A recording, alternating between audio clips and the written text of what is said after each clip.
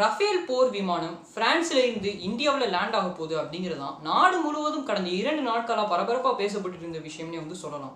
அதைத் தொடர்ந்து நேற்று ஜூலை 29ஆம் தேதி 5 ரஃபேல் போர் விமானங்கள் பிரான்ஸ்ல இருந்து இந்தியாவில் லேண்ட் ஆயிருக்கு. அண்ட் அந்த வீடியோ கூட வைரலாக போயிட்டு இருந்துச்சு, எல்லாரும் பார்த்துருப்பீங்கன்னு நினைக்கிறேன். ஸோ ரஃபேல் விமானம் குறித்து என்ன நடந்துட்டு இருக்கு அப்படிங்கிறதையும் அந்த விமானத்தை வாங்குற அளவுக்கு அதில் என்ன ஸ்பெஷாலிட்டி இருக்குது அப்படிங்கிறதையும் இந்த வீடியோவில் நம்ம டிஸ்கஸ் பண்ண போகிறோம். நம்ம சேனல் இன்னும் நீங்கள் சப்ஸ்கிரைப் பண்ணாமல் இருந்தீங்கன்னா சப்ஸ்கிரைப் பண்ணி கிட்ட இருக்கிற பெல் ஐக்கானை ப்ரெஸ் பண்ணிக்கோங்க. இந்த வீடியோ ஸ்கிப் பண்ணாமல் பாருங்கள். Welcome to the channel சிபிரோஸ்.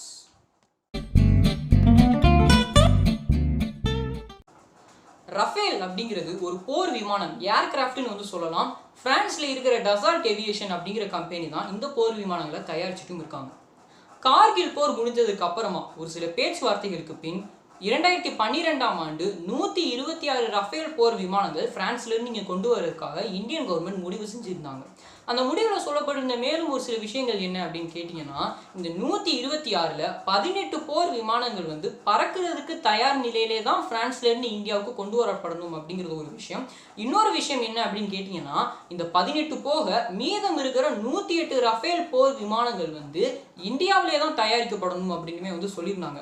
அதாவது இந்த டசால்ட் ஏவியேஷன் நிறுவனம் யூஸ் பண்ணுற டெக்னாலஜி, இந்த ரஃபேல் விமானத்தை தயாரிக்கிறதுக்காக யூஸ் பண்ணுற தொழில்நுட்பத்தை இந்தியாவுக்கு வழங்கணும். அப்படி இந்தியாவோட பொதுத்துறை நிறுவனமான ஹிந்துஸ்தான் ஏரோநாட்டிக்ஸ் லிமிடெட் HALனு சொல்லுவாங்க.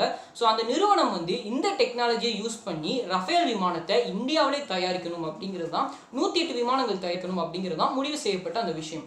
அண்ட் இந்த முடிவை 2014ல் HAL நிறுவனமும் டசால்ட் ஏவியேஷன் நிறுவனமும் ஒரு ஒப்பந்தமாக சைன் பண்ணிட்டாங்க. அண்ட் அதுக்கப்புறம் ஏற்பட்ட ஒரு சில ஆட்சி மாற்றத்தினால 2015ஆம் ஆண்டு மோடி கவர்மெண்ட் 126 ரஃபேல் விமானங்களை பிரான்ஸ்லேருந்து இந்தியாவுக்கு கொண்டு வர அந்த அக்ரிமெண்ட்டை கேன்சல் பண்ணிட்டாங்க. அதுக்கு பதிலாக 2016ஆம் ஆண்டு இந்த ரஃபேல் விமானத்தை பற்றி அவங்களுமே ஒரு அக்ரிமெண்ட் சைன் பண்ணுறாங்க. அது என்ன அப்படின்னு கேட்டிங்கன்னா, அங்கே HAL நிறுவனத்துக்கு பதிலாக இங்கே ரிலையன்ஸ் நிறுவனத்தை கொண்டு வந்துட்டாங்க. அதாவது அந்த டசால்ட் ஏவியேஷன் நிறுவனமும் ரிலையன்ஸ் நிறுவனமும் சேர்ந்து தான் இந்தியாவுக்கு இந்த போர் விமானங்களை கொண்டு வரணும் அப்படின்னு சைன் பண்ணப்பட்டிருந்துச்சு. அண்ட் 126 அப்படிங்கிற நபர் 36ஆக மாற்றிட்டாங்க. 36 போர் விமானங்கள் தான் பிரான்ஸ்லேருந்து வரணும், அது எதுவுமே இந்தியாவில் தயாரிக்க வேணாம் அப்படின்னு சொல்லிட்டாங்க. அண்ட் இந்த அக்ரிமெண்ட்டுக்காக 59,000 கோடிகள் ஒதுக்கப்பட்டிருந்துச்சு அப்படிங்கிறதையுமே தெரிஞ்சுக்கோங்க. இதுதான் ரஃபேல் ஏர்கிராஃப்ட் டீல் அக்ரிமெண்ட் இப்படிலாம் சொல்லுவாங்க.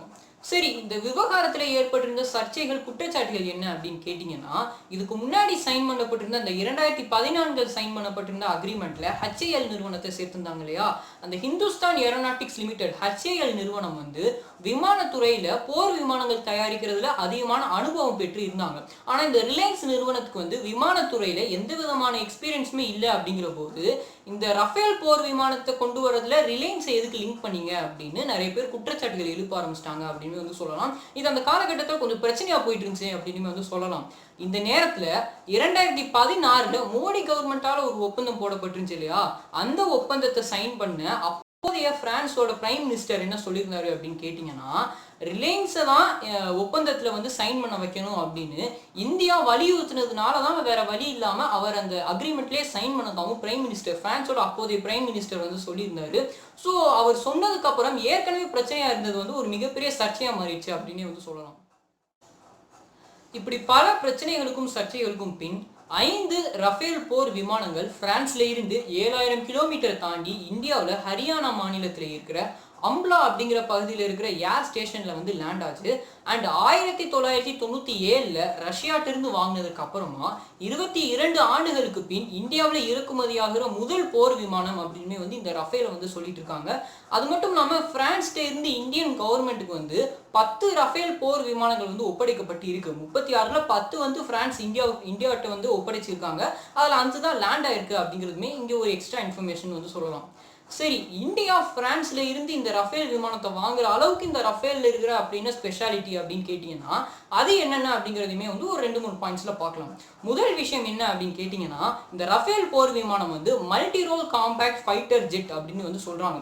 அதெல்லாம் மல்டி ரோல் காம்பேக்ட் அப்படின்னு கேட்டீங்கன்னா, ஃபார் எக்ஸாம்பிள் இப்போ ஒரு எதிர் நாட்டினரோட போர் புரியும் போது, சண்டையிடும் போது இந்த ரஃபேல் போர் விமானத்தை யூஸ் பண்ணி நம்ம ஏர் மூலமாகவும் சண்டை போடலாம், நீர்லையும் சண்டை போடலாம், அதாவது கப்பல்கள் கூடயுமே சண்டை போடலாம், லேண்ட் மூலமாகவும் சண்டை போடலாம் அப்படின்னு வந்து சொல்றாங்க.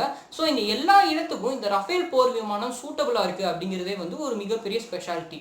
ஸோ அடுத்த விஷயம் என்ன அப்படின்னு கேட்டிங்கன்னா, இந்த ரஃபேல் விமானத்தால் லோயர் ஆல்டிடியூட்லேயுமே வந்து போக முடியும், ட்ராவல் ஆக முடியும், ஹையர் ஆல்டிடியூட்லேயுமே வந்து ட்ராவல் ஆக முடியும்னு சொல்கிறாங்க.